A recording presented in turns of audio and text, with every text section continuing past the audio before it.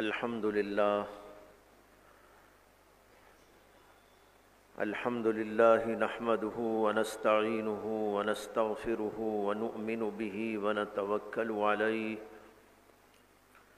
ونعوذ بالله من شرور أنفسنا ومن سيئات أعمالنا من يهده الله فلا مضل له ومن يضلله فلا هادي له ونشهد أن لا إله إلا الله وحده لا شريك له ونشهد أن سيدنا ومولانا محمدًا عبده ورسوله صلى الله عليه وعلى آله وأصحابه وأزواجه وذرياته وسلم تسليماً كثيراً كثيراً أما بعد فأعوذ بالله من الشيطان الرجيم بسم الله الرحمن الرحيم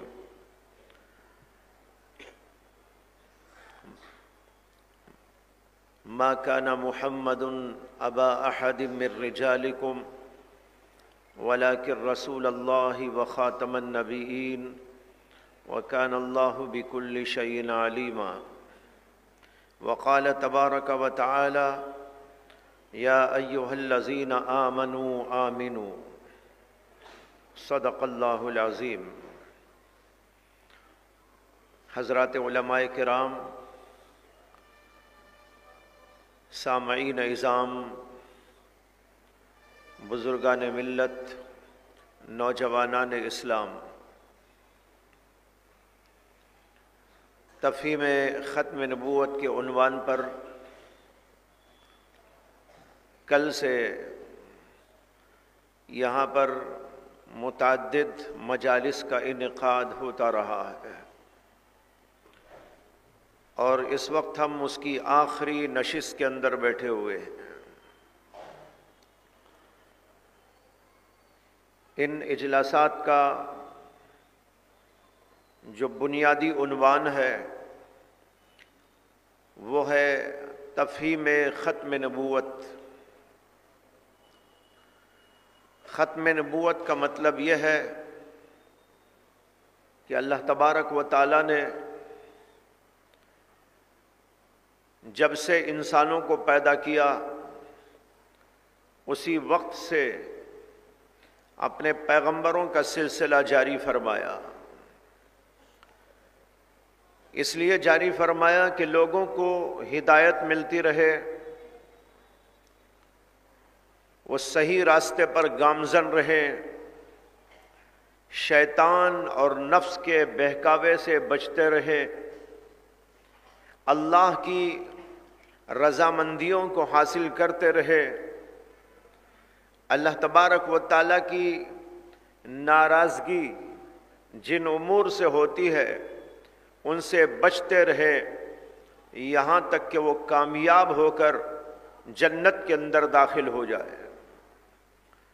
اس کے لیے اللہ تعالیٰ نے حضرات انبیاء کرام علیہم السلام کا سلسلہ جاری فرمایا۔ سب سے پہلے پیغمبر حضرت سیدنا آدم علیہ السلام، جو ہم سب کے باپ ہیں، انسانیت انہی سے دنیا کے اندر چلی۔ سب سے پہلا انسان، سب سے پہلا اللہ کا پیغمبر تھا۔ اس کے بعد یہ سلسلہ برابر چلتا رہا، ہر دور میں اللہ کے پیغمبر آتے رہے، ہر علاقے میں اللہ کے پیغمبر آتے رہے، مختلف زبانوں میں، مختلف قوموں میں، مختلف ملتوں میں، مختلف علاقوں میں، متعدد زمانوں میں حضرات انبیاء کرام علیہم السلام کو اللہ تعالیٰ بھیجتے رہے۔ اور کبھی ایسا بھی ہوا کہ ایک ہی وقت میں دنیا کے اندر کئی پیغمبر ہوا کرتے تھے۔ یہ سلسلہ چلتے چلتے چلتے آخری نبی خاتم الانبیاء सैयद उल अंबिया, सरवर आलम, ताजदार मदीना, हमारे और आपके आका हज़रत मुहम्मदुर रसूलुल्लाह सल्लल्लाहु अलैहि वसल्लम पर आकर मुख्ततम हुआ और ख़त्म हुआ। यहाँ आकर जो ख़त्म हुआ इसी को ख़त्म नबूवत कहते हैं। अल्लाह ने जारी किया था लोगों की हिदायत के लिए, और वो हिदायत चलते चलते मुख्तलिफ दौरों से गुजरते गुजरते ऐसी हालत को आके पहुंची जहां हिदायत का पैगाम मुकम्मल हो गया। और अल्लाह ने ऐलान किया, अल यौम अकमलतु लकुम दीनकुम व अतममतु अलैकुम निअमती व रज़ीतु लकुमुल इस्लाम दीना। आज के दिन मैंने दीन इस्लाम को मुकम्मल कर दिया, तकमील हो गई शरीयत की, तकमील हो गई दीन इस्लाम की, और तकमील हो गई अल्लाह के अहकामात की और हिदायत के पैगामात की। और यहाँ पर आकर एक मुकम्मल दीन मुहम्मदुर रसूलुल्लाह सल्लल्लाहु अलैहि वसल्लम ने पेश फरमा दिया। यहाँ आकर जो नबूवत के सिलसिले को बंद किया गया, ये क्यों बंद कर दिया गया, इसका क्या फलसफा है, इसके अंदर क्या हिकमत है, इसको जरा समझने की जरूरत है।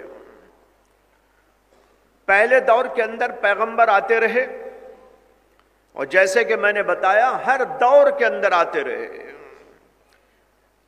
हर इलाके के अंदर आते रहे, मुख्तलिफ कौमों और कबीलों खानदानों में आते रहे। और ये सिलसिला चलते चलते हमारे आका जनाब मुहम्मदुर रसूलुल्लाह सल्लल्लाहु अलैहि वसल्लम पर ख़त्म हुआ। ख़त्म क्यों हुआ?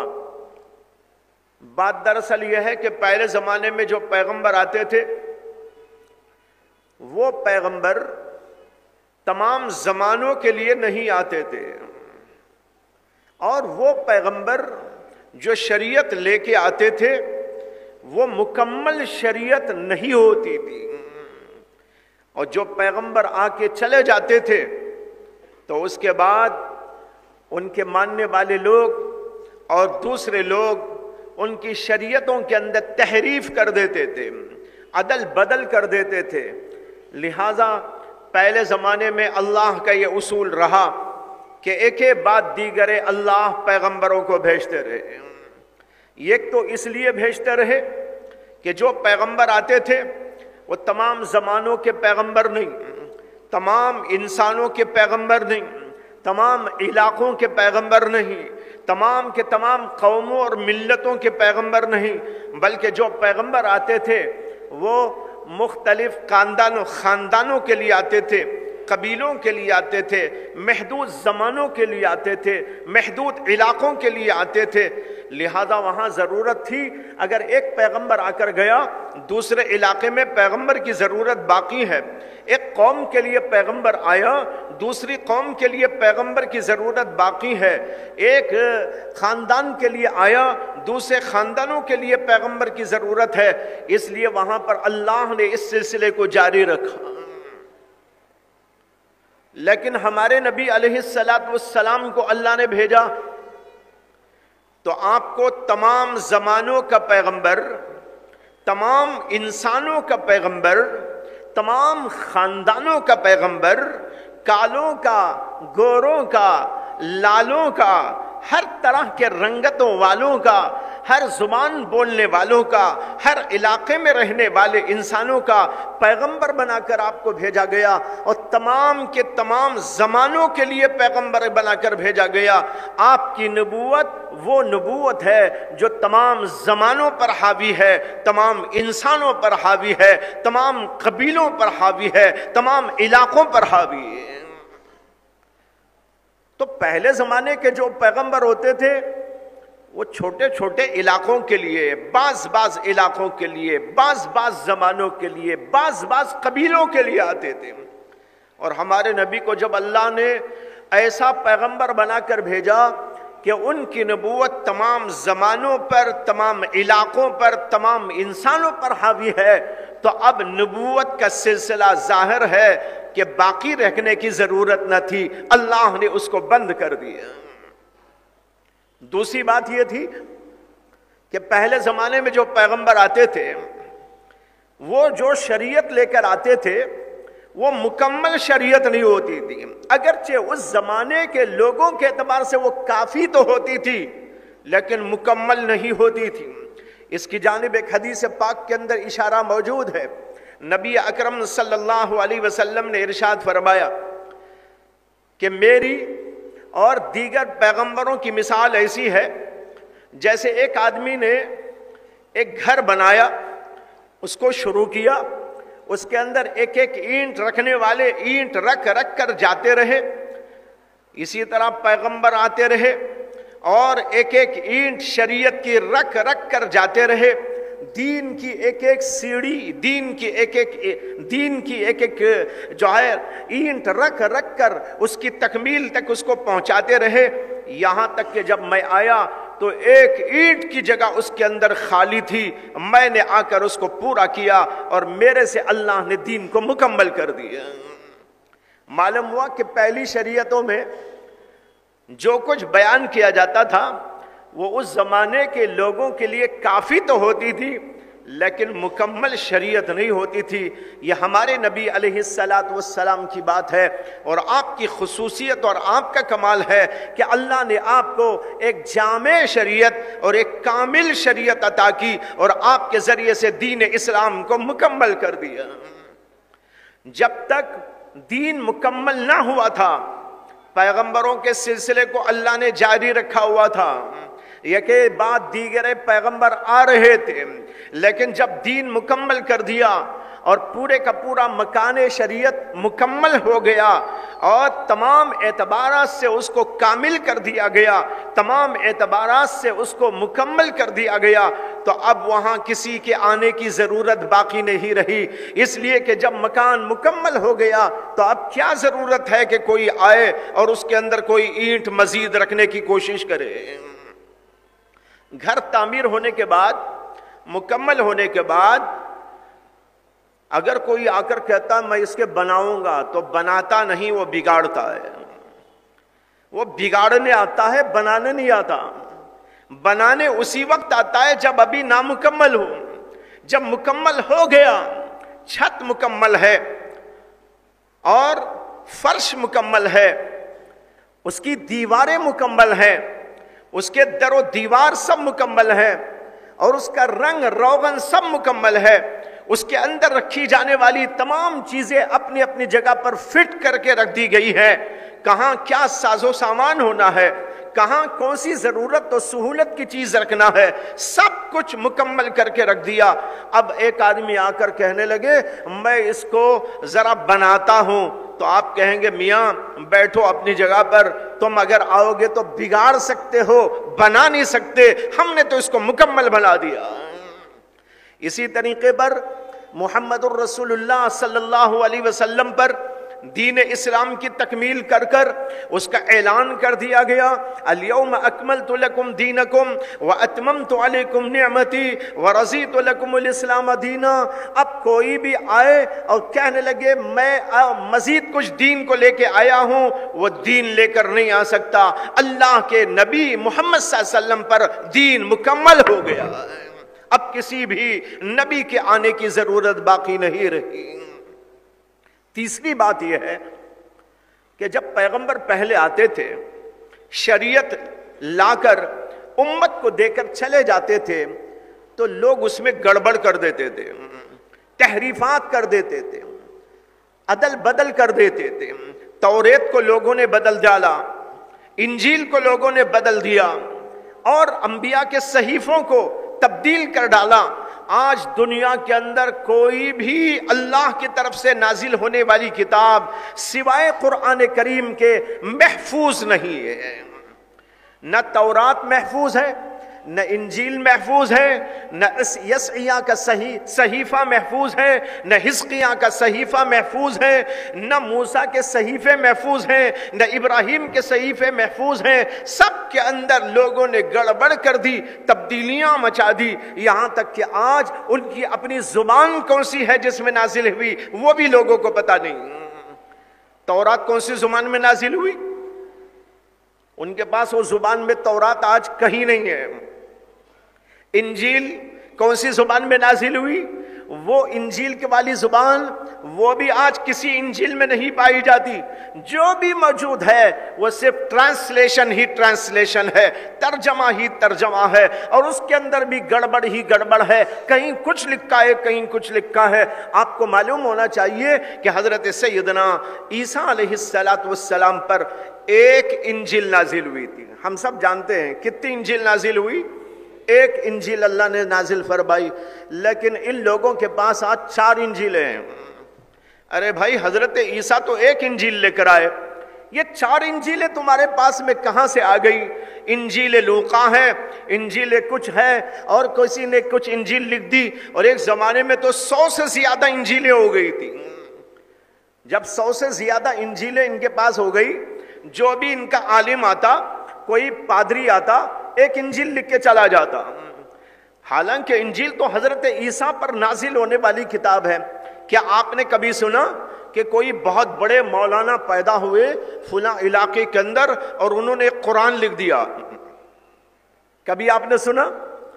نہیں سنا، سنیں گے بھی نہیں انشاءاللہ۔ وہ قرآن اللہ کا کلام ہے، اللہ کی کتاب ہے، محفوظ ہے، اس کا زیر زبر محفوظ ہے، اس کا نقطہ نقطہ محفوظ ہے، قیامت تک محفوظ رہے گا۔ کوئی نیا قرآن لکھ ہی نہیں سکتا۔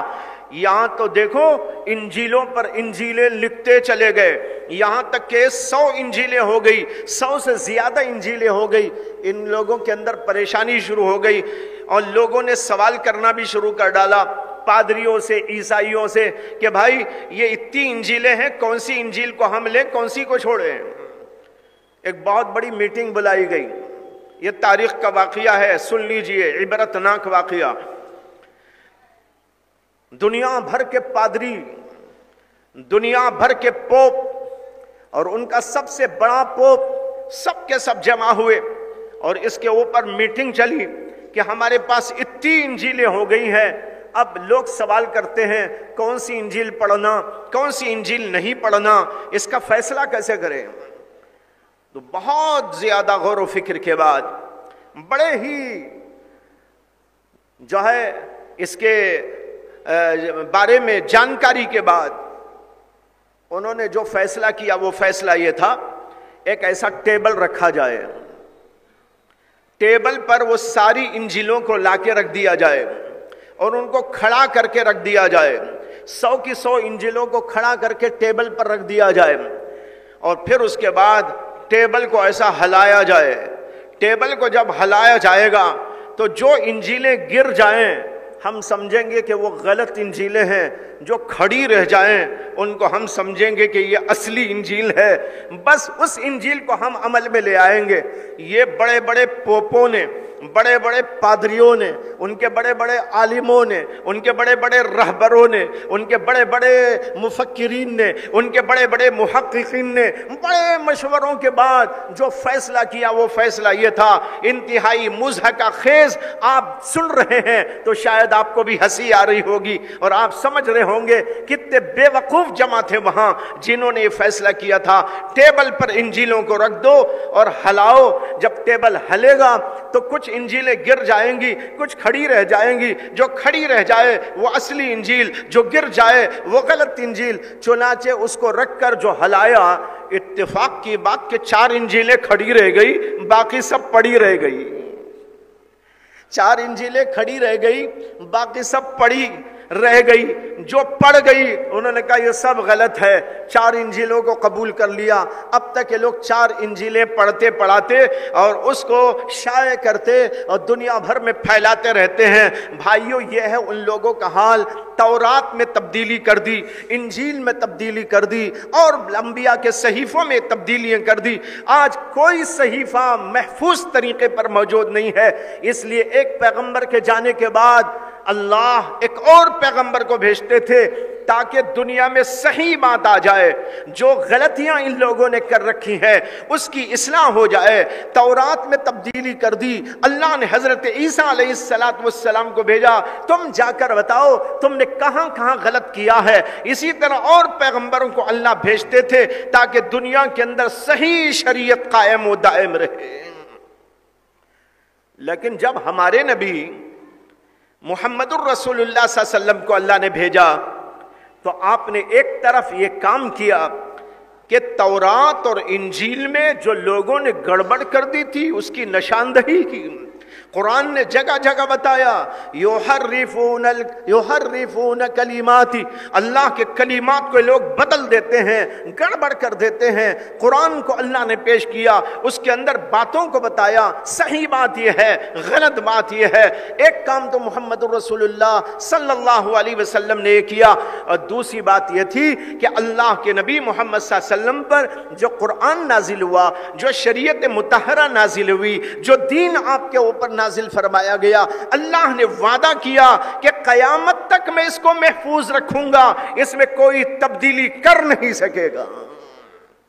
اللہ نے اعلان کیا اِنَّا نَحْنُ نَزَّلْنَا الذِّكْرَ وَإِنَّا لَهُ لَحَافِظُونَ، ہم ہی نے اس ذکر کو نازل کیا، یعنی قرآن کو، دین کو، شریعت کو، اس کے احکامات کو، اس کو ہم نے ہی نازل کیا۔ وَإِنَّا لَهُ لَحَافِظُونَ، اور ہم ہی اس کی حفاظت کرنے والے ہیں۔ اللہ نے وعدہ کیا اس میں کوئی گڑبڑ نہیں کر سکتا۔ پچھلی کتابوں میں تو یہ ہوا، ہمارے دین اور شریعت کے بارے میں، قرآن کے بارے میں اللہ نے وعدہ کر لیا اور یہ صاف کہہ دیا میں اس کی حفاظت کروں گا۔ چنانچہ آپ دیکھ رہے ہیں دنیا میں شریعت کیسا محفوظ چلی آ رہی ہے۔ 1500 سال گزر چکے ہیں، لیکن اس کے باوجود ایک کلمہ تو کلمہ، ایک نقطے و شوشے میں بھی کوئی تبدیلی نہیں آ سکی اور آ بھی نہیں سکتی۔ علماء موجود ہیں، حفاظ موجود ہیں، قراء کرام موجود ہیں، دین کے خدام موجود ہیں، داعیان اسلام موجود ہیں، وہ اس اللہ کی کتاب اور اس کی شریعت اور اللہ کے نبی پر لائے ہوئے دین، ان سب کو محفوظ رکھتے چلے آئیں گے۔ گڑبڑی کرنے والے کرتے رہیں گے۔ یہ آج کا جو اجتماع ہو رہا ہے یہ بھی اسی کے لیے ہو رہا ہے، دین کی حفاظت کے لیے، دین اسلام کو محفوظ رکھنے کی سبیلیں سوچنے کے لیے۔ یہ سلسلہ اللہ نے اسی وقت سے جاری کر دیا۔ قرآن کریم جب نازل ہوتا تھا، محمد عربی صلی اللہ علیہ وسلم اپنے سینے میں محفوظ کرنے کے لیے جلدی سے حضرت جبریل کے ساتھ میں پڑھنے لگتے تھے۔ اللہ نے قرآن میں فرمایا، آپ کو حکم دیا لا تحرک به لسانک لتعجل به ان علینا جمعہ وقرآنہ فَإِذَا قَرَأْنَاهُ فَاتَّبِعْ قُرْآنَهُ۔ اے نبی علیہ السلام، آپ قرآن کو جلدی یاد کرنے کے لیے اپنی زبان کو حرکت نہ دیجئے۔ لا تحرک به لسانک لتعجل به، کیوں؟ ان علینا جمعہ وقرآنہ، ہماری ذمہ داری ہے ہم آپ کے سینے میں اس کو محفوظ کر دیں گے، ہم آپ کے سینے میں اس کو بٹھا دیں گے۔ آپ بالکل اطمینان رکھیں، اللہ کے نبی پر قرآن نازل ہوتا تھا، سینے میں محفوظ ہو جاتا تھا، اور پھر اللہ کے نبی صحابہ کو بتاتے تھے، صحابہ اس کو یاد کر اپنے سینوں میں محفوظ کر لیتے تھے۔ یہ سلسلہ جاری ہوا اور آج تک الحمدللہ جاری ہے۔ اگرچہ امتیوں میں ایسے امتی بھی ہیں جو حافظوں کو گالیاں دیتے ہیں، عالموں کو الٹا سیدھا کہتے ہیں، عالموں کی قدر نہیں پہچانتے، حافظوں کے بارے میں تانے کستے ہیں۔ ان لوگوں کو کیا ہوا؟ طوطے کی طرح پڑھتے بیٹھے ہوئے ہیں۔ یاد رکھو بھائیو، یہ طوطے کی طرح رٹنے والے یہ وہی حفاظ ہیں جو قرآن کریم کی حفاظت کو اپنے سینے میں لیے ہوئے پھر رہے ہیں۔ یہ وہ اپنے اوپر اس ذمہ داری کو لیے ہوئے چل رہے ہیں، تم ہم کو گالی دو کہ نہ دو، لیکن ہم قرآن کی حفاظت کرنے کے لیے اپنے سینوں کو پیش کرتے ہیں، اپنی ہر چیز کو پیش کرتے ہیں۔ یہ سلسلہ الحمدللہ جاری ہے۔ بتائے رہا ہوں یہ دین محفوظ ہے، اس کے اندر کوئی تبدیلی نہیں۔ جب کوئی تبدیلی نہیں ہے، کوئی تبدیلی ہو نہیں سکتی ہے، تو پھر نئے پیغمبر کے آنے، نئے نبی کے آنے کی ضرورت کیا ہے؟ پہلے ضرورت اس لیے تھی کہ وہاں تحریف ہوتی تھی، وہاں تبدیلیاں ہوتی تھی، وہاں گڑبڑیاں کی جاتی تھی۔ ہماری شریعت میں کوئی گڑبڑ ہو نہیں سکتی۔ علماء موجود ہیں، حفاظ موجود ہیں، قراء موجود ہیں، کہیں ایک شوشے کی بھی ذرا سی تبدیلی کو وہ کبھی گوارا نہیں کر سکتے۔ علامہ قرطبی نے، جو بڑے مفسر اور عظیم الشان محدث ہیں، انہوں نے یہ واقعہ اِنَّا نَحْنُ ذِكْرَ وَإِنَّا لَهُ لکھتے ہیں کہ کے بیٹے تھے، ان کی حکومت کے دور میں یہ سلسلہ جاری ہوا کہ ایک بہت بڑا میلہ، علمی میلہ، یا یوں کہہ لیجئے کہ علمی مذاکراتی ایک مجلس بہت لمبی چوڑی چلتی تھی، 8 دن کے لیے۔ بادشاہ بھی عالم تھا، مامون الرشید، اسے علم سے بڑی دلچسپی تھی۔ ایک ہفتے کی لمبی مجلس سال میں ایک بار چلتی تھی، اس کے اندر علماء، مشائخ، مختلف علوم اور فنون کے ماہرین، محدثین، فقہاء کرام، مناطقہ، فلاسفہ اور دیگر علوم اور فنون کے ماہرین، ادبیت کے ماہرین، عربیت کے ماہرین، خطبہ، فصحاء، بلغاء، شعراء، سب کے سب جمع ہوتے تھے۔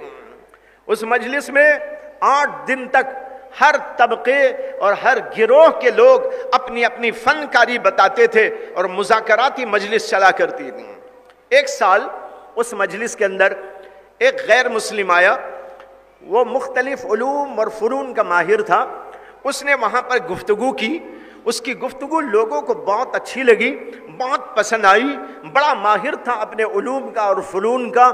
لوگوں نے اس سے بہت متاثر ہو کر اس کے پاس جا کر کہا کہ ماشاءاللہ آپ کو اللہ نے بڑے علوم دیے ہیں، بہت بڑی فنکاری آپ کو عطا کی ہے، بولنے کا بڑا سلیقہ آپ کو اللہ نے عطا کیا ہے، آپ بولتے ہیں تو گویا کہ موتیاں جھڑتی ہیں، ہم ایسا سمجھ رہے تھے کہ آپ کو ہر فن کے اندر اللہ نے مہارت دی ہے، ہم نے آپ کے اندر بڑی مہارت دیکھی، لیکن ایک کمی ہے تمہارے اندر، وہ کمی پوری ہو جائے تو بہت اچھا ہے۔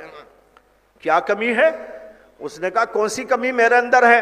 انہوں نے کہا ایک کمی یہ ہے کہ تم زمین کے بارے میں جانتے ہو، آسمان کے بارے میں جانتے ہو، ستاروں کے بارے میں جانتے ہو، سمندروں کے بارے میں گفتگو کرتے ہو، خزانوں کے بارے میں گفتگو کرتے ہو، انسانوں کے بارے میں گفتگو کرتے ہو، پہاڑوں کے بارے میں گفتگو کرتے ہو، ہر علم و فن کے تم مولا معلوم ہوتے ہو، لیکن مولا کی پہچان تم کو نہیں ہے۔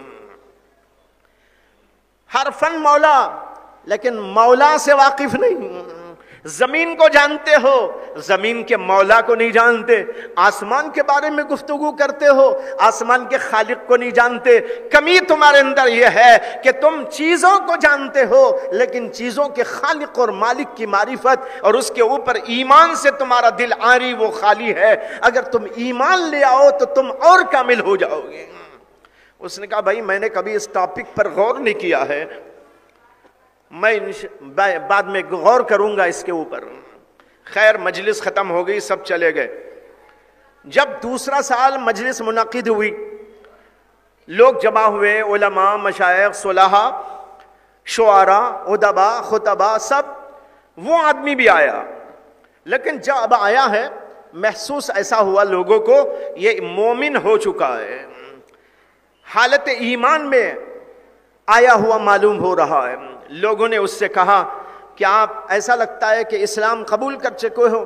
اس نے کہا ہاں الحمدللہ میں مسلمان ہوں، گزشتہ سال آیا تھا، آپ لوگوں نے دعوت دی، اس کے بعد میں جا کر غور کیا اور اسلام لے آیا۔ لوگوں نے کہا تم نے غور کر کے جو نتیجہ پایا وہ کن امور پر غور کر کے پایا اور کیسا پایا، یہ ذرا ہم آپ سے سننا چاہتے ہیں۔ اس نے کہا جب بادشاہ خود بیٹھیں گے، مجلس منعقد ہوگی، تمام کے تمام لوگ مجلس میں حاضر ہوں گے، تب میں اپنا قصہ سناؤں گا۔ چنانچہ مجلس منعقد ہوئی تو اس نے اس مجلس کے اندر اپنا یہ واقعہ سنایا۔ اس نے کہا کہ مجھے اللہ نے جہاں بہت سارے کمالات عطا کیے ہیں، وہیں ایک کمال مجھ کو یہ بھی عطا کیا کہ میں فن خطاطی کا ماہر ہوں۔ کس کا؟ خطاطی۔ خطاطی جانتے ہیں آپ لوگ؟ لکھنا، خوبصورت انداز سے لکھنا، جس کو کہتے ہیں کتابت کرنا۔ کتابت کرنے کا فن میں جانتا ہوں، اور یہ ایک زبان میں نہیں، عام طور پر ایک زبان کا کاتب ہوتا ہے، لیکن مجھے اللہ نے کئی زبانوں میں خطاطی کا فن دیا ہے۔ اس نے کہا کہ جب میں یہاں سے گیا تو میں نے لوگوں سے معلومات کیے کہ دنیا میں بڑے بڑے مذاہب کون سے ہیں۔ لوگوں سے معلوم ہوا ایک مذہب بہت پرانا یہودیوں کا مذہب ہے اور ان کی کتاب تورات ہے۔ دوسرا مذہب، بڑا مذہب، وہ عیسائیوں کا مذہب ہے اور اس کی کتاب انجیل ہے۔ اور ایک تیسرا مذہب دنیا کا بہت بڑا، وہ اسلام ہے اور اسلام کی کتاب قرآن مجید ہے۔ اس نے کہا میں انہی چیزوں کو سامنے رکھ کر میں کسی نتیجے پر پہنچوں گا کہ ان میں سے کون حق ہے اور کون باطل۔ کہتا ہے کہ میں نے اس کے بعد سب سے پہلے تورات کو لیا۔ اس زمانے میں پریس نہیں تھا، پریس میں کتابیں چھپتی نہیں تھیں، بلکہ ہاتھ میں لکھ لکھ کر، ہاتھ سے لکھ لکھ کر لوگ اس کو شائع کیا کرتے تھے۔ وہ کہتا ہے کہ میں نے ایک جگہ جا کر تورات کا ایک نسخہ لیا، اس کو لا کر پھر اپنے ہاتھ سے اس کو دیکھ دیکھ کر لکھا، بڑے خوبصورت انداز پر، بہت ہی پیارے جو ہے رسم الخط کے اندر بہترین بینڈنگ بنا کر بہت خوبصورت انداز سے اس کو لکھا، لیکن اس میں نے جگہ جگہ گڑبڑی کر دی، کہیں کچھ نکال دیا، اپنی طرف سے کچھ ٹھونس دیا، ادھر کا ادھر کر دیا، ادھر کا ادھر کر دیا، آیتوں کو بدل ڈالا، تحریف کر ڈالی۔ اس طرح کر کر میں نے تورات کو لکھا، لیکن لکھا بڑے خوبصورت انداز میں، لکھا بہت ہی زیادہ جو ہے دیکھنے کے لیے انسان خوش ہو جائے ایسے طریقے پر میں نے اس کو لکھا، بینڈنگ بھی بنائی، وہ بھی بہت خوبصورت بنائی۔ اس کے بعد میں یہودیوں کے عالموں کے پاس میں گیا اور جا کر ان کو پیش کیا۔ انہوں نے پوچھا کیا ہے؟ میں نے کہا میں کاتب ہوں، میں نے آپ کی مقدس کتاب اپنے ہاتھ سے لکھی ہے، بہت ہی خوبصورت انداز سے۔ میرا جی یہ چاہتا ہے کہ آپ اپنی عبادت گاہ میں، اپنے جو ہے معبد میں اس کو رکھ لیں تو مجھے بہت خوشی ہوگی۔ انہوں نے ادھر ادھر کھول کر دیکھا، بہت خوبصورت لکھا ہوا تھا، جگہ جگہ بیل بوٹے بنائے گئے تھے اور بینڈنگ بڑی جو ہے بہترین تھی۔ انہوں نے ادھر سے ادھر سے اس کو دیکھا اور اس کے بعد میں اس کو شاباشی دی اور شال اڑا دی اور کہا کہ بھائی تم نے بہت اچھا کام کیا، ہم کو بہت خوشی ہو رہی ہے، ہم اپنی عبادت گاہ میں اس کو رکھ دیں گے۔ لے جا کر عبادت گاہ میں اس کو رکھ ڈالا۔ وہ کہتا ہے میں وہاں سے واپس آیا اور اس مذہب پر لعنت کرتے ہوئے واپس آ گیا۔ کیوں؟ اس لیے کہ میں نے اس میں گڑبڑ کی ہے، میں نے اپنے ہاتھ سے اس کے اندر تحریف کی ہے، میں نے اس کے اندر عدل بدل میرے ہاتھ سے خود کیا ہے، لیکن ان کے علماء کو اتنی سمجھ بوجھ نہیں ہے۔ میری کتاب کو، میرے ہاتھ کی لکھی ہوئی کتاب کو لے کر اپنی عبادت گاہ میں رکھنے کو انہوں نے قبول کر لیا اور لے جا کے رکھ بھی ڈالا میرے سامنے۔ میں نے سمجھا یہ جھوٹے لوگ ہیں، ان کے اندر کوئی عقل بھی نہیں ہے، ان کے اندر اپنے دین کے بارے میں کوئی تحمس نہیں ہے، دین کے بارے میں کوئی شعور نہیں ہے، بس ظاہری طور پر انہوں نے دیکھا میری گڑبڑی والی توریت کو لے جا کر اپنے عبادت گاہ میں رکھ لیا۔ میں نے ان پر لعنت کی، ان کے مذہب پر لعنت کی، اور پھر اس کے بعد میں نے انجیل کو لیا، انجیل کو بھی اسی طرح لکھا، گڑبڑی کر دی اس میں بھی، لیکن لکھا بہت شاندار طریقے پر، بہت ہی زیادہ خوبصورت انداز پر، بینڈنگ بڑائی بہت ہی خوبصورت اور بڑی مضبوط، اور پھر اس کے بعد ان کے علماء کے پاس، پادریوں کے پاس میں لے کر گیا، اور ان سے بھی یہی کہا کہ میں آپ کی کتاب، آپ کے مذہب کی مقدس کتاب اپنے ہاتھ سے لکھ کے لایا ہوں، میری خواہش یہ ہے کہ آپ اپنی چرچوں میں اس کو رکھ دیں۔ انہوں نے بھی ادھر ادھر دیکھا تو بہت شاندار ہے، کاغذ بہت عمدہ ہے، لکھائی بہت خوبصورت ہے، جگہ جگہ بیل بوٹے ہیں، اور اس کی جلد دیکھو تو بڑی حسین اور خوبصورت ہے۔ انہوں نے ادھر سے دیکھا، شاباشی دی، شال اڑا دی، اور اس کے بعد لے کر اپنی چرچ میں رکھ دیا اور اس کو بھیجا۔ وہ کہتا ہے پھر بھی میں سمجھ گیا یہ مذہب بھی جھوٹا ہے، ان کے علماء میں شعور نہیں، حق و باطل کی پہچان کا کوئی معیار نہیں۔ میں لکھ کے لایا اس کو گڑبڑی کے ساتھ، اور پھر بھی انہوں نے اپنی عبادت گاہ میں اس کو رکھ لیا، لوگ پڑھیں گے تو گمراہ نہ ہوں گے تو اور کیا ہوں گے۔ کہتا ہے کہ اس کے بعد نمبر تھا اسلام کا، قرآن مجید کا، میں نے قرآن کا بھی ایک نسخہ لیا، پھر اس کو بھی اپنے ہاتھ سے لکھا، وہاں بھی وہی گڑبڑ کی، یعلمون کو تعلمون، تعلمون کو یعلمون، ادھر کا ادھر، اپنی طرف سے کچھ ٹھوس دیا، کچھ چیزوں کو نکال ڈالا، گڑبڑی کر بہترین اور خوبصورت انداز سے قرآن کو لکھا، بینڈنگ بنائی، اور پھر لے کر علماء اسلام کی خدمت میں پہنچا۔ انہوں نے پوچھا کیا ہے یہ؟ میں نے کہا میں ایک کاتب ہوں، میں نے آپ کی مقدس کتاب کو اپنے ہاتھ سے لکھا ہے، میں چاہتا ہوں آپ اس کو اپنی مسجد میں شامل کر لیں، داخل کر لیں، مجھے بہت خوشی ہوگی۔ علماء نے ادھر سے دیکھا، اور اس کے بعد میں کہا یہ تو ہے ٹھیک، لیکن ہم جب تک اس کے ایک ایک نقطے کو، ایک ایک شوشے کو، ایک ایک حرف کو، ایک ایک چیز کو، علماء کو بٹھا کر، حفاظ کو بٹھا کر، قاریوں کو بٹھا کر، ایک ایک لفظ اس کا پڑھ کر دیکھ نہیں لیں گے اور اطمینان نہیں کر لیں گے کہ یہ اصلی قرآن سے مطابقت رکھتا ہے، اس وقت تک ہم اس کو اپنی مسجد میں داخل نہیں کر سکتے۔ علماء اسلام نے کہا پہلے تو تم کو ضرورت کیا تھی لکھنے کی، ہمارے پاس تو لکھنے والے بہت ہیں۔ اس نے کہا بھائی میں بہت بہترین کاتب ہوں اس لیے میں نے لکھا۔ انہوں نے کہا ہم جب تک اس کو دیکھ نہیں لیں گے، ہم علماء کو بلائیں گے، حفاظ کو بلائیں گے، ایک ایک لفظ کو پڑھیں گے، ایک ایک آیت کو پڑھیں گے، دیکھیں گے کسی جگہ کوئی کسی بھی قسم کا فرق نہ ہو، تب اس کو قبول کریں گے، ورنہ تو اگر گڑبڑ ہوگی تو تمہارے لیے سزا کا فیصلہ بھی ہو سکتا ہے۔ یہ علماء اسلام کا جواب تھا۔ وہ سمجھ گیا یہی مذہب اسلام سچا مذہب ہے، جس کی کتاب سچی ہے، جس کے علماء میں صداقت ہے، جس کے علماء میں شعور ہے، جس کے علماء میں بیداری ہے، حق و باطل کی پہچان کا معیار ہے، ان کے ہاں غلط نہیں چل سکتا۔ اگر سچی کتاب ہے تو یہی کتاب ہے۔ تورات میں گڑبڑ ہے اور انجیل میں گڑبڑ ہے، اگر گڑبڑ نہیں ہے تو وہ قرآن عظیم کے اندر ہے اور اسلام کے مذہب کے اندر ہے۔ وہ کہتا ہے کہ میں نے وہی علماء اسلام کے سامنے اپنے زانوں کو سامنے ٹیک دیا اور کہا کہ اس میں واقعی میں نے گڑبڑ کر رکھی ہے، اور اس لیے کی ہے میں حق و باطل کو پہچاننا چاہتا تھا۔ آج میرے سامنے حق واضح ہو گیا، میں کلمہ پڑھتا ہوں، اسلام میں داخل ہوتا ہوں، اشہد ان لا الہ الا اللہ واشہد ان محمدًا عبدہ ورسولہ، اسلام کے اندر داخل ہو گیا۔ اس نے کہا یہ ہے میرا قصہ۔ بھائیو بزرگوں، یہ ہے اسلام کی صداقت، یہ ہے اسلام کی حفاظت۔ اللہ کے نبی محمد صلی اللہ علیہ وسلم آئے، آپ کا دین محفوظ ہے، قیامت تک محفوظ رہے گا۔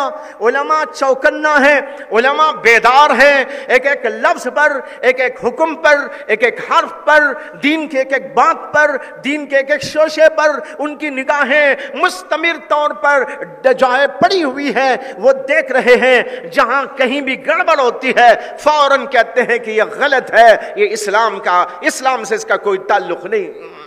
یہ ہے اسلام کی حفاظت۔ اب بتاؤ کیا کسی نبی کے آنے کی ضرورت باقی ہے؟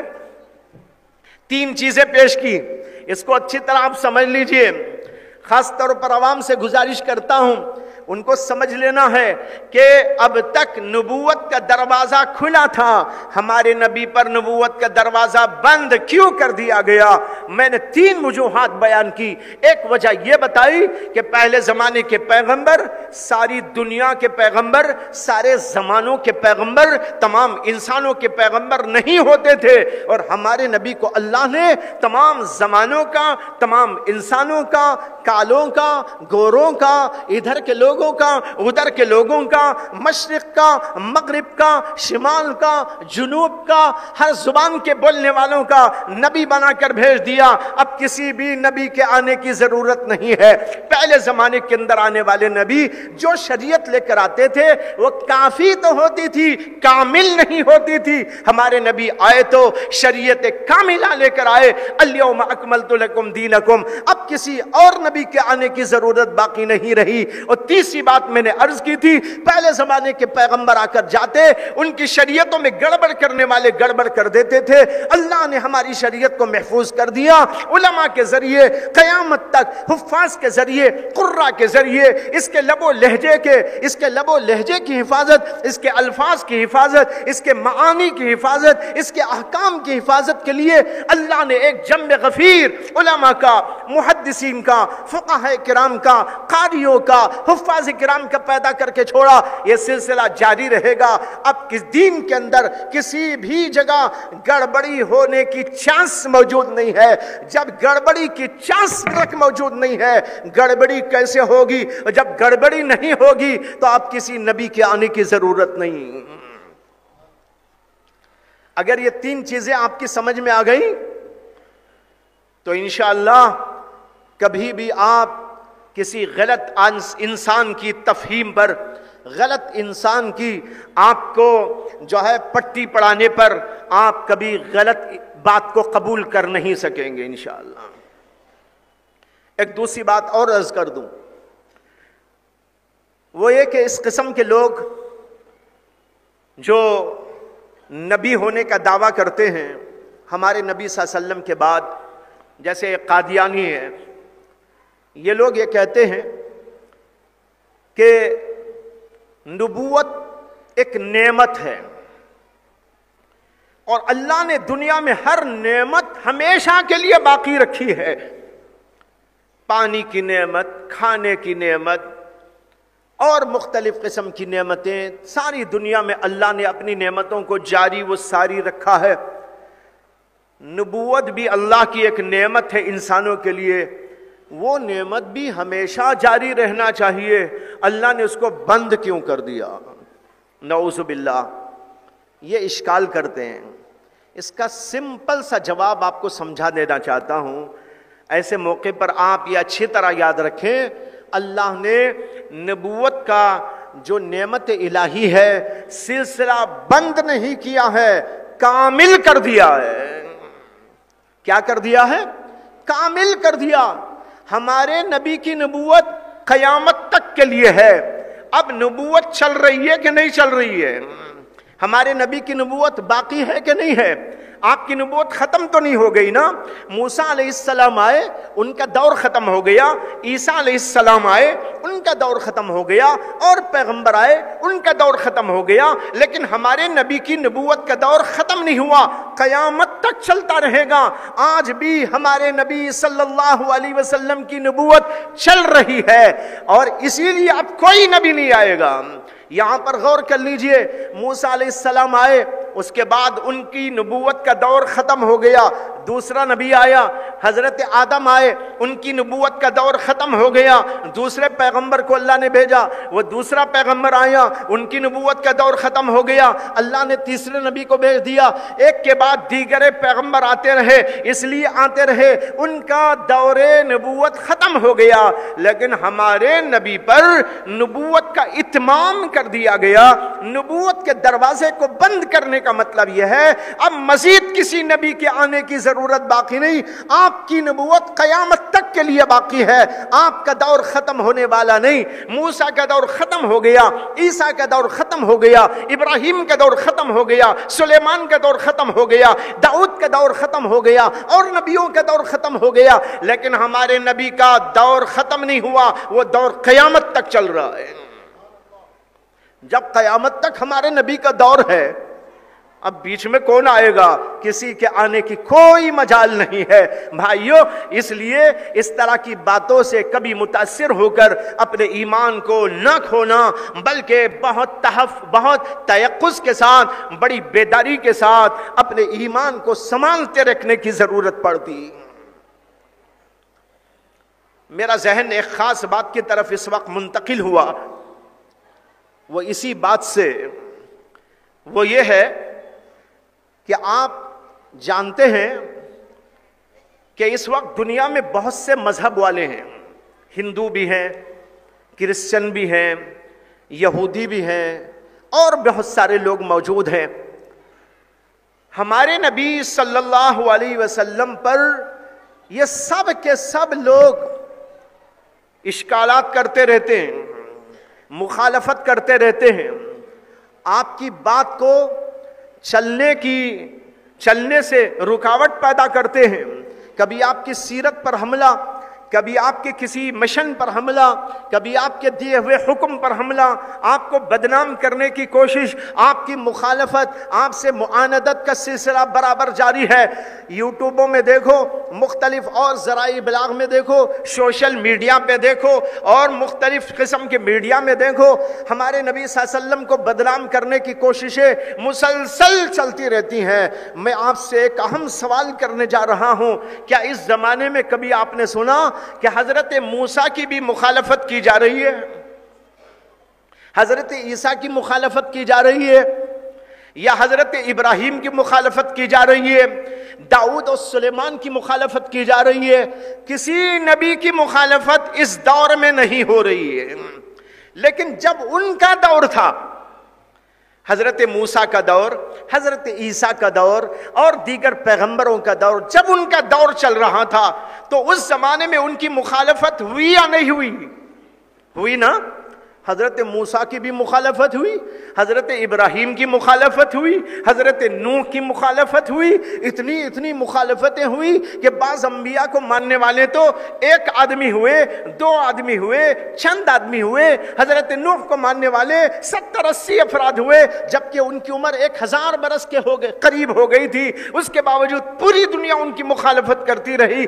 یہاں پر سوچنے کی بات یہ ہے, ان کے دور میں حضرات انبیاء کی مخالفت ہوئی, اور آج کے دور میں کسی بھی نبی کی مخالفت نہیں کی جا رہی ہے.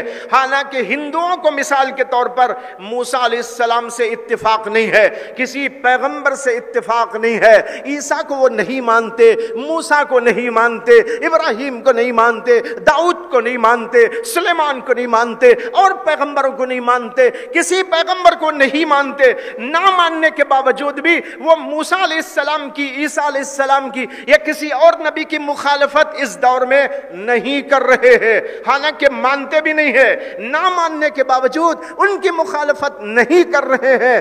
عیسائی لوگ جو ہے چیزوں میں یہودیوں کو نہیں مانتے, لیکن اس کے باوجود ان کی مخالفت وہ آج نہیں کر رہے ہیں. یہودی لوگ حضرت عیسیٰ کو نہیں مانتے. حضرت عیسیٰ کو نعوذ باللہ ایک زمانے میں انہوں نے حرامی کہا تھا, اتنا بڑا الزام رکھا, لیکن آج خاموشی کے ساتھ ہیں. لیکن مخالفت ہو رہی ہے اس دور میں. تو ہمارے نبی محمد الرسول اللہ کی مخالفت ہو رہی ہے. نکتہ کیا ہے سمجھنے کی کوشش کرو بھائیو. ہر دور میں ان نبیوں کی مخالفت ہوتی رہی. جب ان کا دور تھا, ان کا دور چلا گیا, مخالفت ختم ہو گئی. ہمارے نبی کا دور شروع ہوا, وہ دور ختم نہیں ہوا, قیامت تک ختم نہیں ہوگا, مخالفت بھی ختم نہیں ہوگی. سمجھ میں آیا کہ نہیں آیا نکتہ؟ یہ بڑا اہم نکتہ ہے. ہر پیغمبر کی مخالفت ان پیغمبروں کے دور میں ہوئی ہے. آج کیوں نہیں ہو رہی ہے؟ یہودی لوگ حضرت عیسیٰ کو نہیں مانتے لیکن مخالفت کیوں نہیں کرتے؟ ہمارے نبی ہی کی مخالفت کیوں کرتے ہیں؟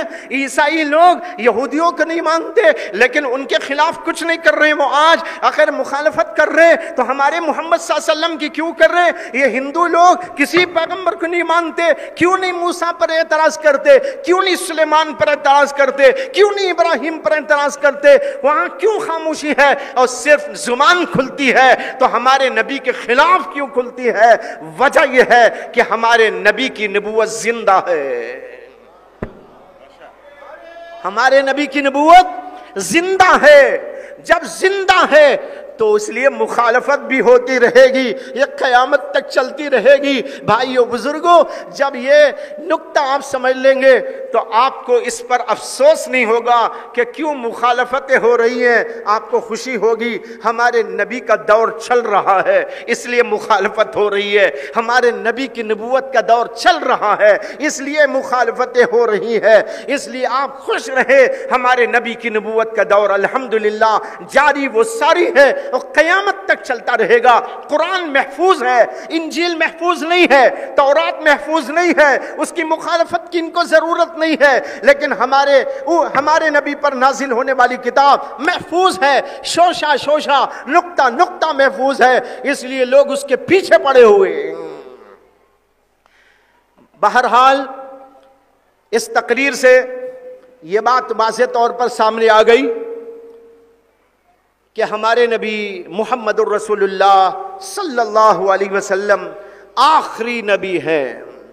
آپ کا کلام، آپ کے اوپر نازل ہونے والا کلام آخری کلام ہے، آپ کی شریعت آخری شریعت ہے۔ یہ سلسلہ قیامت تک انشاءاللہ جاری و ساری رہے گا۔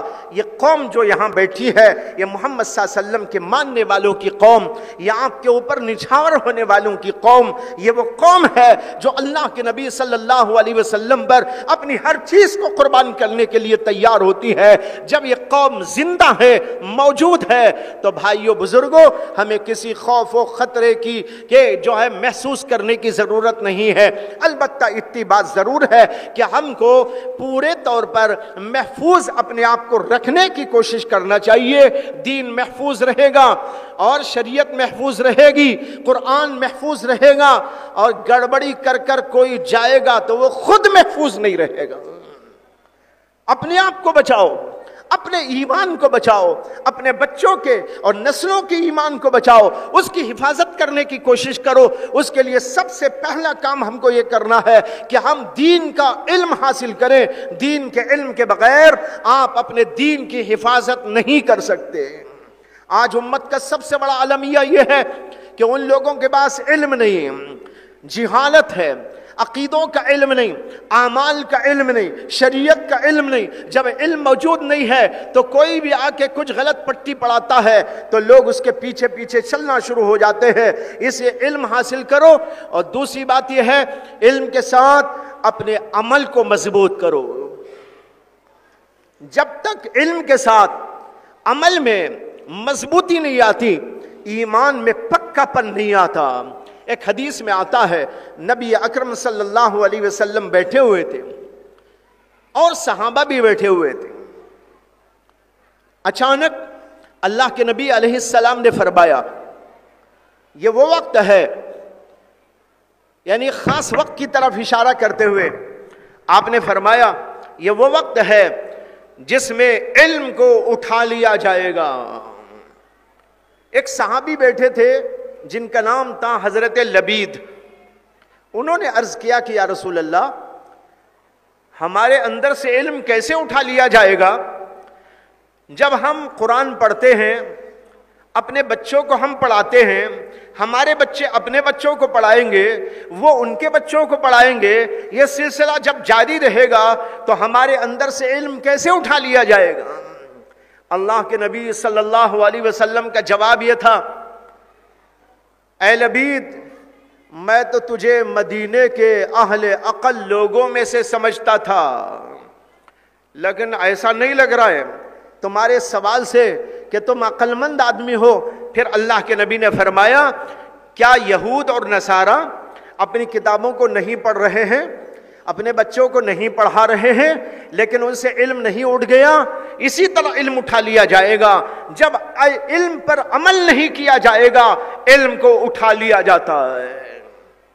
معلوم ہوا ہمیں ایک طرف علم حاصل کرنا چاہیے، اپنے عقیدوں کو مضبوط کرنا چاہیے، علماء کرام سے ربط و تعلق رکھنا چاہیے، اور اس کے ساتھ عمل کے اندر مضبوط ہوتے چلے جانا چاہیے، تب ہمارا جو ہے ایمان محفوظ رہے گا، اعمال کی بھی حفاظت ہوتی رہے گی۔ تیسری بات یہ ہے کہ ہمارا تعلق ایک طرف حضرات علماء کرام سے، مدارس اسلامیہ سے مضبوط ہونا چاہیے، اس لیے کہ جتنے بھی گمراہ فرقے آتے ہیں اور ان کے بانی نمایاں ہوتے ہیں تو ان کی سب سے پہلی بات یہ ہوتی ہے کہ ان کے دام فریب میں گرفتار ہونے والے لوگوں کو علماء سے کاٹ دیتے ہیں۔ علماء کے پاس مت جاؤ، علماء سو ہیں، ان کی بات مت سنو، ان کو علماء سے کاٹنے کی کوشش کرتے ہیں۔ اس لیے اچھی طرح یاد رکھیں کہ جو علماء سے جڑے رہیں گے، ان کی باتیں سنتے رہیں گے، ان کے مشوروں پر چلتے رہیں گے، ان کی تعلیمات لیتے رہیں گے، قرآن و حدیث ان سے سمجھتے رہیں گے، کبھی گمراہ نہیں ہوں گے۔ اور اگر علماء سے رابطہ چھوٹ گیا، علماء سے رابطہ ٹوٹ گیا تو بھائی کبھی بھی کسی وقت بھی گمراہی ہمارے پاس آ سکتی ہے۔ بہت سے لوگ جو گمراہ ہوئے اور ہو رہے ہیں، بنیادی وجہ علم کی کمی، علماء سے رابطے کی کمی۔ ایک طرف علم کی کمی، دوسری طرف علماء سے رابطے کی کمی۔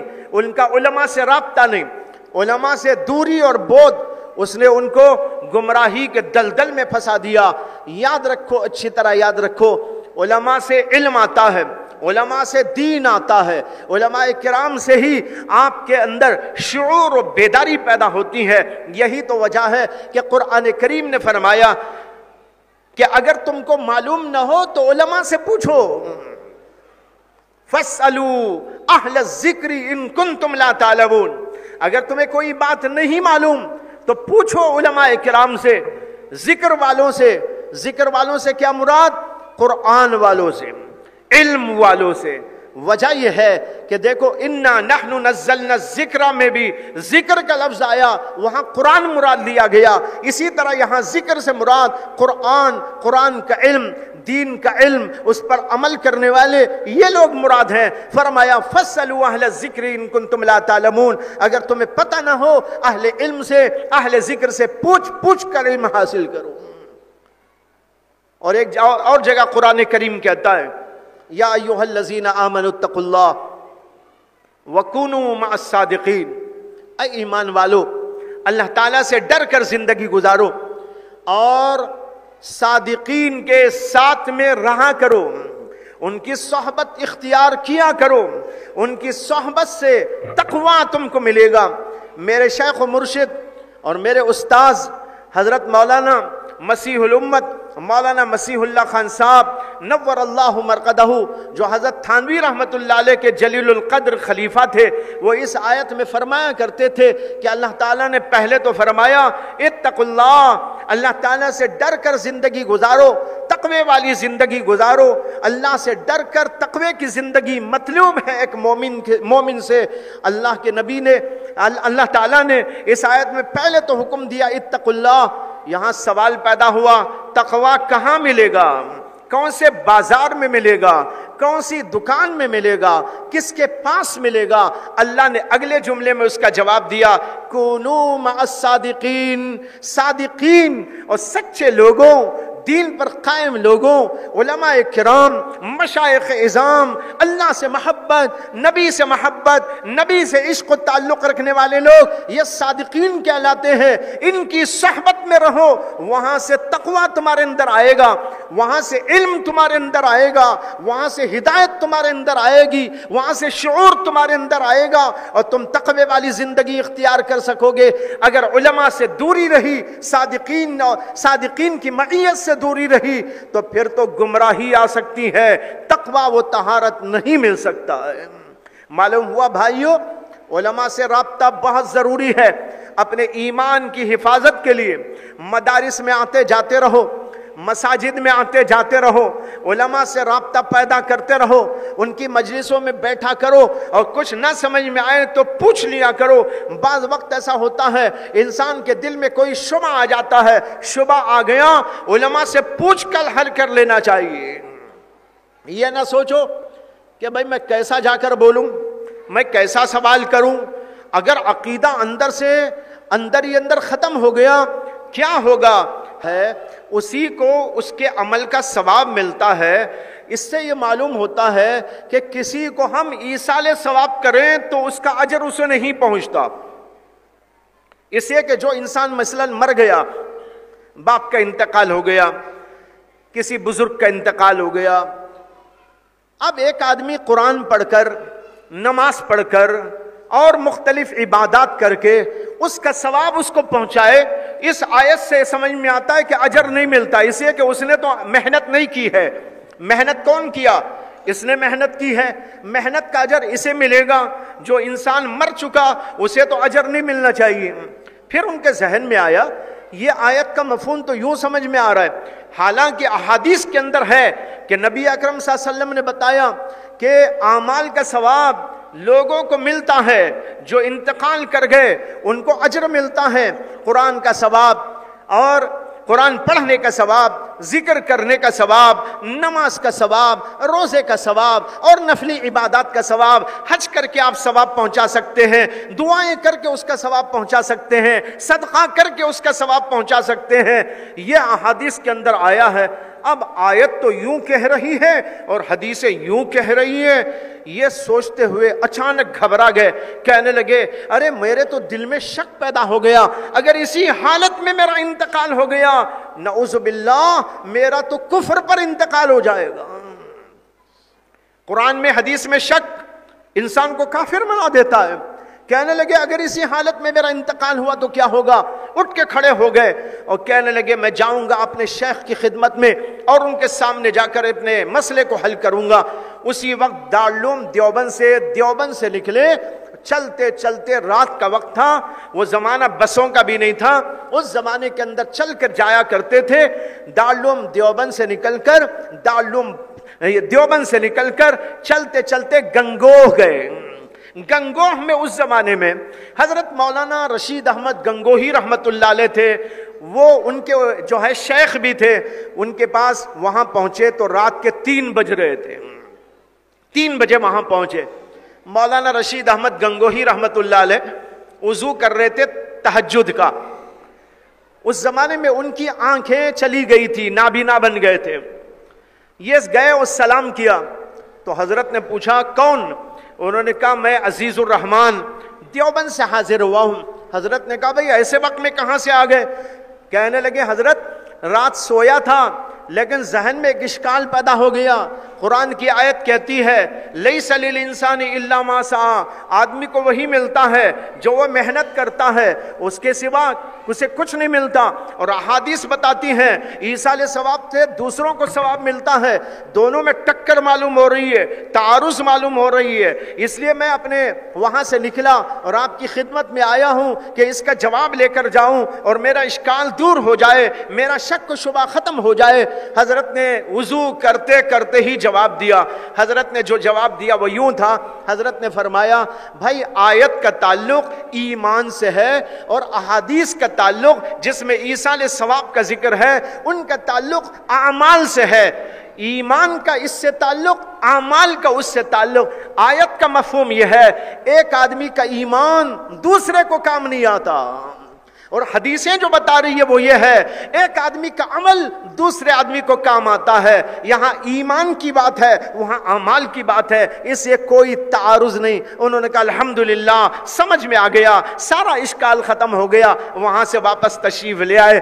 بھائیو بزرگوں، یہ واقعہ سنا کر میں آپ کو توجہ اس طرف دلا رہا ہوں کہ اگر دل میں کہیں شک آئے، شبہ آئے، کسی نے شبہ ڈال دیا ہو، کسی نے کوئی گڑبڑی کی بات کہہ دی ہو، ایسا ہے ایسا ہے آپ علماء کے پاس جائیں، مدارس میں تشریف لے جائیں، اپنے سوالات کو ان کے سامنے پیش کریں، حل کرنے کی کوشش کریں، جواب لینے کے لیے آپ بے چین ہو کر ان کے پاس جایا کریں، اس سے آپ کا ایمان محفوظ رہے گا۔ ورنہ تو شبہ پیدا کرنے والے شبہ پیدا کر دیتے ہیں، وہ اندر بڑھتے بڑھتے ایک کفر کا جرثومہ بن جاتا ہے۔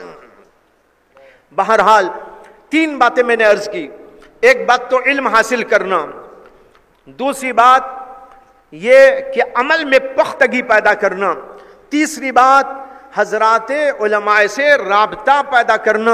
اسی ضمن میں یہ بھی عرض کیا تھا اشکال و شبہ کو بھی پیش کرو اور ان سے حل چاہو، وہ آپ کو حل بتائیں گے، آپ کے شبہ کو دور کریں گے، ایمان کو مضبوط کریں گے۔ علماء کا یہی تو کام ہے، اس کام میں ان کو استعمال کرو۔ اور چوتھی بات یہ ہے حضرات مشائخ اعظام سے اپنے تعلق کو استوار کرو، جو آپ کو روحانی تربیت دیتے ہیں، اللہ سے تعلق کو مضبوط کراتے ہیں، اللہ کی محبت آپ کے دل میں ڈالتے ہیں، اللہ کی معرفت آپ کو دیتے ہیں، اللہ سے انس اور محبت پیدا کرتے ہیں۔ ان حضرات علماء مشائخ سے اپنے رابطوں کو مضبوط کرو، ان کی مجلسوں میں جایا کرو، ان کی باتیں سنا کرو، اس کے ذریعے سے ایمان مضبوط ہوگا، اللہ سے تعلق زبردست پیدا ہوگا، نبی اکرم صلی اللہ علیہ وسلم سے خوب اپنا تعلق مضبوط ہوگا، پھر تو گمراہی کے سارے راستے بند ہو جائیں گے۔ آج ضرورت ہے کہ ہم علماء سے رابطہ پیدا کریں، مشائخ سے رابطہ پیدا کریں، علم کے اندر آگے بڑھیں، جہالت کو اپنے قریب آنے نہ دیں۔ بھائیو، دور فتنوں کا دور چل رہا ہے۔ حدیث میں آتا ہے نبی اکرم صلی اللہ علیہ وسلم نے ارشاد فرمایا بادروا بالاعمال فتنا كقطع الليل المظلم يصبح الرجل مؤمنا ويمسي كافرا ويمسي مؤمنا ويصبح كافرا۔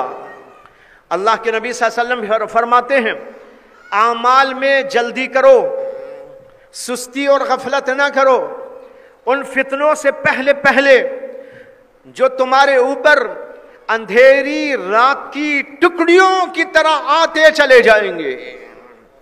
یہ لفظ ہے غور کے قابل۔ اللہ کے نبی کہتے ہیں کہ قطع اللیل المظلم، جیسے کہ اندھیری رات کی ٹکڑیاں ہوتی ہیں، اس طرح یہ فتنے آتے رہیں گے۔ ان فتنوں کے آنے میں کیا ہوگا؟ اعمال میں خرابی تو آئے گی ہی، معاشرت میں خرابی تو آئے گی ہی، اخلاق میں گراوٹ تو آئے گی ہی، اس سے بڑی بات ہے یصبح الرجل مؤمنا ویمسی کافرا، آدمی صبح کو مومن ہوگا، شام ہوتے ہوتے کافر بن جائے گا، شام میں مومن ہوگا، صبح ہوتے ہوتے کافر ہو جائے گا۔ ایسے فتنے آئیں گے۔ اس کے اندر جو لفظ آیا کہ قطع اللیل المظلم، اندھیری رات کی ٹکڑیوں کی طرح۔ اندھیری رات کی ٹکڑیوں پر ذرا غور کرو۔ رات کب آتی ہے آپ کے ہاں؟ 12 بجے؟ کب بھائی؟ رات آپ کے ہاں کب آتی ہے؟ مغرب میں نا؟ اس لیے بول رہا ہوں کہ بہت سے لوگ سمجھتے ہیں 12 بجے آتی ہے۔ رات شروع ہوتی ہے مغرب سے۔ جب آپ مغرب دیکھتے ہیں تو اس وقت غروب تو ہو جاتا ہے سورج، لیکن پھر بھی تھوڑا سا روشنی کا اثر باقی رہتا ہے۔ پھر آپ نماز پڑھنے آتے ہیں، نماز پڑھ کر باہر نکلتے ہیں، آنے کے وقت میں جتنا اجالا تھا وہ اجالا کم ہو کر ذرا سا اور اندھیرا چھا جاتا ہے۔ پھر اس کے بعد 1 گھنٹہ آدھا گھنٹہ جانے دیجئے، وہ اندھیری رات اور زیادہ اندھیری ہو جاتی ہے۔ پھر آپ عشاء پڑھتے ہیں، پھر اس کے بعد 1 گھنٹہ دیکھیں، آپ کو محسوس ہوگا اور زیادہ اندھیری تاری ہو گئی ہے۔ پھر رات کے 12 اور 1 بجے آپ دیکھیں، وحشت تاری ہوتی نظر آتی ہے۔ ساری دنیا کے اوپر رات کے اس وقت میں انتہائی وحشت، انتہائی خطرناکی، اور رات جو ہے انتہا کو پہنچی ہوئی ہوتی ہے۔ اللہ کے نبی اس کو پیش کر رہے کہ قطع اللیل المظلم. کیا مطلب؟ فتنے شروع ہوں گے تو مغرب کے وقت کی طرح شروع ہوں گے، ذرا ذرا اجالا رہے گا، ذرا اور بڑھیں گے تو اور اندھیرا آ جائے گا، اور بڑھیں گے اور اندھیرا آ جائے گا، اور بڑھیں گے اور اندھیرا آ جائے گا. جب اندھیرا آتا ہے آدمی کو اچھائی اور برائی سمجھ میں نہیں آتی، کہاں پیر رکھ رہا ہے کہاں نہیں رکھ رہا ہے سمجھ میں نہیں آئے گا. گڑھے میں پیر رکھ دے گا یہ سمجھ کر کہ میں روڈ پہ پیر رکھ رہا ہوں، کانٹوں میں پیر ڈال لے گا یہ سمجھ کر کہ میں ٹھیک جگہ پر پیر رکھ رہا ہوں. آزو بازو کیا ہے کچھ دکھائی نہیں دیتا، کہیں جا کے ٹکر کھا سکتا ہے. رات کی اندھیری کے ٹکڑے بڑھتے بڑھتے اس حالت کو پہنچ جاتے ہیں انسان کو کچھ نظر نہیں آتا. اللہ کے نبی یہ کہنا چاہتے ہیں اسی طریقے پر فتنے آتے رہیں گے. ایک فتنے کے بعد آنے والا فتنہ اور زیادہ بڑا ہوا، اس کے بعد کا فتنہ اور زیادہ خطرناک، اس کے بعد کا فتنہ اور زیادہ خطرناک. فتنے خطرناکی کی طرف بڑھتے چلے جائیں گے اور فتنے ایسے ہو جائیں گے حق و باطل کی تمیز انسان کھو دے گا. حق کیا باطل کیا سمجھ میں نہیں آئے گا. اس صورت کے اندر اگر آپ کے ایمان کو کوئی چیز بچا سکتی ہے وہ آپ کے پاس شریعت کا علم، علماء سے رابطہ، مشائخ صحیحہ کے ساتھ رابطہ ہے، اس کے ذریعے آپ حق کو پا سکتے ہیں. ورنہ خود ہی آپ سمجھنا چاہیں یہ فتنوں کے اندھیرے میں کچھ سمجھ میں نہیں آئے گا کہ بھئی کیا ہو رہا ہے، میں اس کو مانوں کہ اس کو مانوں، وہ یہ بول رہا ہے وہ یہ بول رہا ہے. اس طرح کے فتنوں کے درمیان انسان حیرت زدہ ہو کے رہ جاتا ہے. اسی اللہ کے نبی کہتے ہیں یہ صورتحال پیدا ہو جائے گی. آج اگرچہ کہ پورا نہیں کچھ تو یہ سما نظر آ رہا ہے. کوئی مہدویت کا لاوا لے کے کھڑا ہوا ہے اور کوئی قادیانی بن کر مسیحیت کا دعویٰ کر رہا ہے. کوئی نبوت کا دعوے دار پیدا ہو گیا ہے. جھوٹے نبی پیدا ہوتے جا رہے ہیں، نبوت محمدی پر حملہ کرتے جا رہے ہیں، ختم نبوت پر حملہ کرتے جا رہے ہیں اور لوگوں کو اپنے دامے فریب میں پھانسنے کی کوشش کر رہے ہیں. اب ایک فتنہ بہت چل رہا ہے ایک گوہر شاہی کے نام سے، اور ایک شکیلیت کا فتنہ چل رہا ہے. شکیلیت ایک شکیل بن حنیف کی طرف نسبت ہے. شکیل بن حنیف وہ اپنے آپ کو کہتا ہے کہ میں مہدی ہوں اور یہ بھی کہتا ہے کہ میں عیسیٰ بھی ہوں. حضرت عیسیٰ کون؟ جن کو اللہ نے دنیا میں بھیجا تھا اور ان کی پیدائش معجزانہ طور پر ہوئی تھی. بغیر باپ کے اللہ نے ان کو دنیا میں جنم عطا کیا تھا اور پھر اللہ نے عجیب و غریب اور حیرت انگیز طریقے پر اللہ نے آسمانوں پر ان کو اٹھا لیا اور آج بھی وہ آسمانوں پر موجود ہیں. یہ اہل اسلام کا عقیدہ ہے. تمام اہل اسلام صحابہ سے لے کر آج تک سب کے سب اس بات پر متفق ہیں کہ حضرت عیسیٰ علیہ السلام آسمانوں پر اٹھا لیے گئے اور قرب قیامت میں اللہ ان کو دنیا میں نازل فرمائے گا. جب وہ دنیا میں آئیں گے اس وقت دنیا میں دجال آ چکا ہوگا، فتنہ مچا رہا ہوگا، گڑبڑ کر رہا ہوگا، لوگوں کو گمراہ کر رہا ہوگا. اللہ تبارک و تعالی حضرت عیسیٰ علیہ السلام کو آسمانوں سے نازل فرمائیں گے. اس کی تفصیلات احادیث کے اندر موجود ہیں اور اس زمانے میں ان کے آنے سے پہلے حضرت مہدی کا ظہور ہو چکا ہوگا. حضرت مہدی حضرت محمد الرسول اللہ صلی اللہ علیہ وسلم کے امتی ہیں. آپ کے خاندان سے ان کا تعلق ہوگا. ان کا نام ہمارے نبی کے نام کی طرح محمد ہوگا.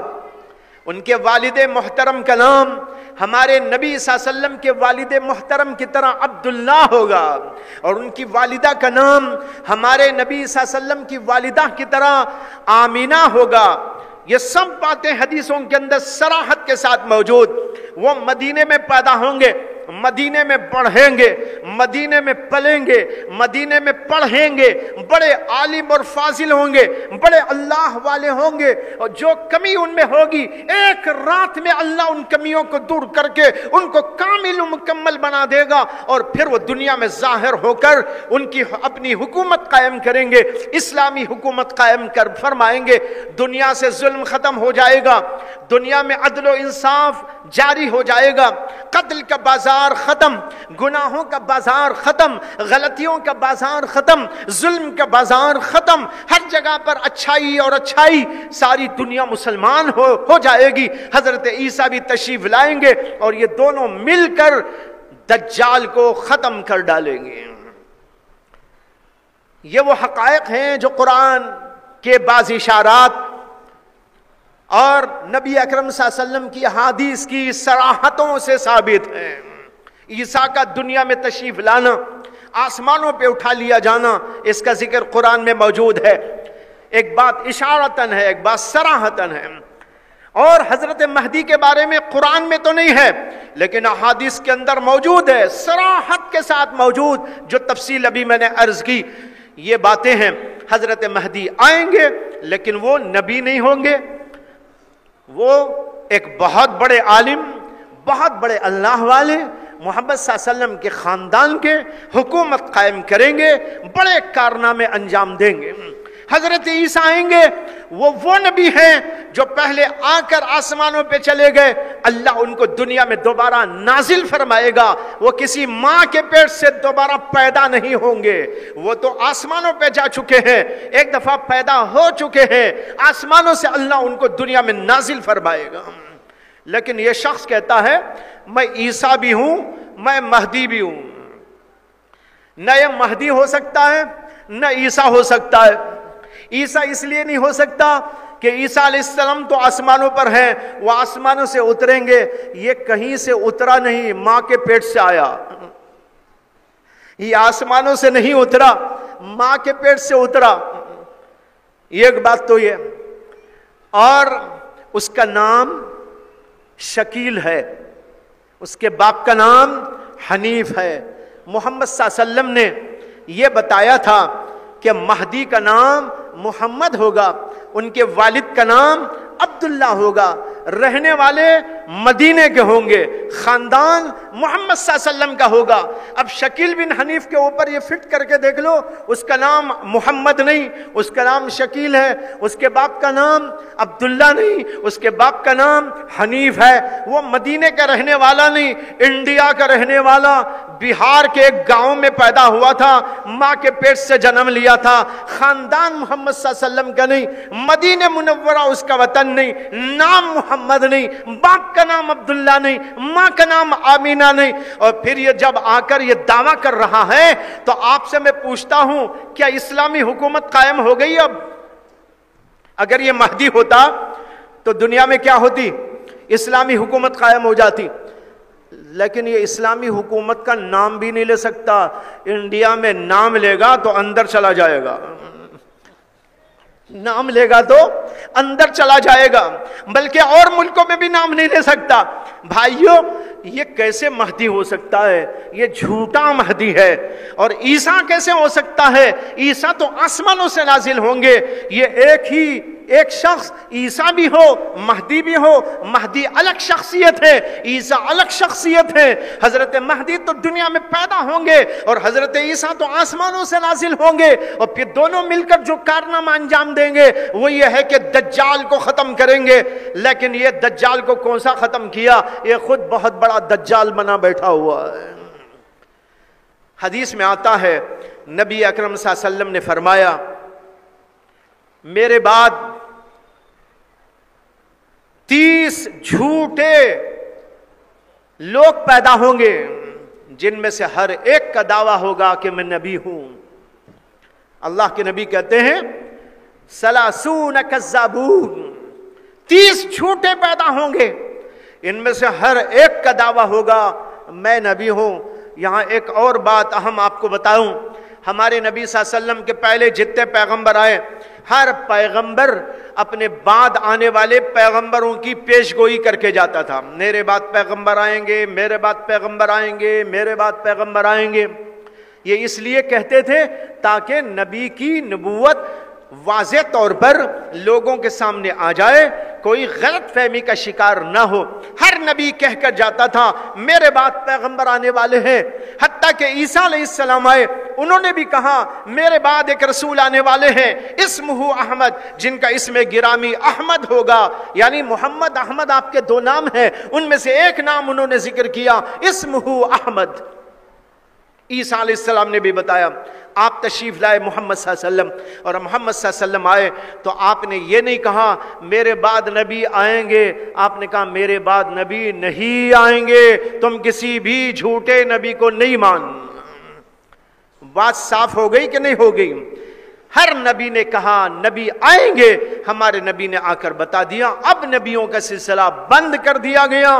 میں آخری نبی، میں کامل نبی، میں جامع نبی، تمام زمانوں کا نبی، تمام علاقوں کا نبی، تمام لوگوں کا نبی، میں کالوں کا نبی، میں گوروں کا نبی، ہر زبان والے کا نبی، کسی علاقے کا ہو ہر علاقے کا میں نبی. اب کوئی نبی آنے والا نہیں ہے. اس لیے اس کو یاد رکھو، اب نبوت کا دعویٰ جو بھی کرے وہ جھوٹا ہی جھوٹا ہوتا ہے، اس کے اندر سچائی بالکل نہیں ہو سکتی. تو میں عرض کر رہا تھا یہ فتنہ شکیلیت کا انتہائی خطرناک صورت اختیار کرتا جا رہا ہے. افسوسناک بات یہ ہے کہ بہت سارے دینی حلقوں میں اٹھنے بیٹھنے والے، جماعتوں میں جانے آنے والے اور اس قسم کے لوگ اس کا شکار ہوتے جا رہے ہیں. یہ علماء سے دوری، علم سے دوری کی وجہ سے ہوتا ہے. اس لیے بھائیوں اپنے آپ کو سنبھال کے رکھو، کسی غیر غلط انسان کے ہاتھوں کے اندر مبتلا نہ ہو جاؤ. اس کے کرتوت ایسے ہوتے ہیں کہ انسان کو گمراہ کر کے چھوڑ دیتا ہے. اسی طرح ایک فتنہ گوہر شاہی کے نام سے ہے، پاکستان میں پیدا ہوا. وہ آدمی تو اب مر چکا، یہ شکیل تو موجود ہے، چھپ کے بیٹھا ہے. اور وہ گوہر شاہی فتنے کا بانی، اس کا نام تھا ریاض احمد گوہر شاہی. پاکستان میں وہ پیدا ہوا اور پھر وہاں اس نے اس طرح کی باتیں چلائی، نبوت کا دعویٰ بھی کیا، بلکہ بعض وقت اس نے اپنی خدائی کا بھی دعویٰ کیا ہے. خدائی کا دعویٰ، میں خدا ہوں. اور یہ سارا چکر ذکر، تصوف، سلوک اس عنوان پر ہوتا ہے. ذکر کی مجلسیں، تصوف کی مجلسیں اور اس طرح کی باتیں اور طریقت، حقیقت، معرفت کی باتیں، معرفت کے نام پر گمراہی کو پھیلانا، ضلالت کو پھیلانا ایک عام رواج ہے دنیا میں. آج بھی بہت ساری جگہوں پر بیٹھے ہوئے ہیں لوگ جو لوگوں کو کہتے ہیں بھائی علماء شریعت والے ہیں، ہم طریقت والے ہیں، علماء کرام کے پاس ظاہری علوم ہیں، ہمارے پاس معرفت کے علوم ہیں، ہم معرفت کی باتیں کہتے ہیں. بھائیو بزرگوں یاد رکھو معرفت بھی شریعت ہی میں ہے، معرفت شریعت سے جدا کوئی چیز نہیں. اگر معرفت کو شریعت سے جدا کر دو وہ گمراہی کا راستہ ہے. وہ طریقت جو شریعت سے جدا ہو وہ گمراہی کا راستہ ہے. یہ لوگ اسی طرح کر رہے، طریقت کو الگ، شریعت کو الگ کر کر لوگوں کو گمراہ کرنے کی کوشش کر رہے ہیں. بنگلور کے اندر کئی علاقوں کی ویڈیوز میرے پاس پہنچتی ہیں کہ وہاں پر یہ لوگ گئے ہیں اور ذکر کے عنوان پر لوگوں کو بٹھا کر، عورتوں کو بٹھا کر، بچوں بوڑھوں کو بٹھا کر ذکر کرا رہے ہیں. ان کے ذکر میں بھی عجیب عجیب باتیں ہیں. کبھی تو لا الہ الا اللہ کا ذکر ہوتا ہے، اس کے ساتھ ریاض رسول اللہ یہ بھی ذکر کرایا جاتا ہے.